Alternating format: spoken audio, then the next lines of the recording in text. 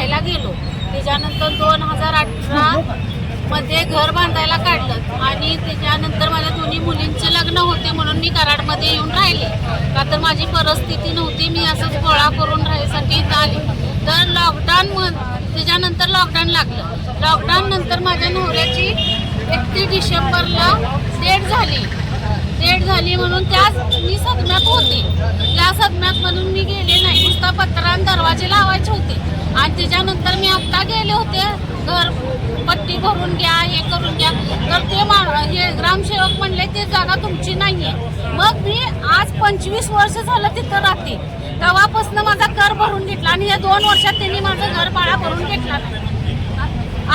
आणि आता मी बांधाय गेले तर मला बांधून देणार, तरी बी मी पत्रा मारून दरवाजा बांधून आले. मी इथंच राहणार, इथंच हे करणार म्हणून ग्रामसेवकला सुद्धा सांगून आले मी इथं आत्मदान करणार.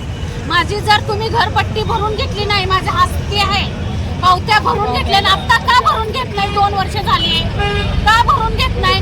का कुणी माझी तक्रार दिली त्याला पाहिजे का? त्यानं कमिशन दिलं का तुम्हाला? मग माझी का तक्रार तुम्ही नोंद करून घेत नाही? माझा घर भाडा भरून घ्यायलाच पाहिजे. माझी पोरं बाळा कुठं जाणार? मी धुणं भांड्याची कामं करते. एवढीच विनंती आहे माझी. माझा घर भाडा त्यांनी भरून घ्यावा.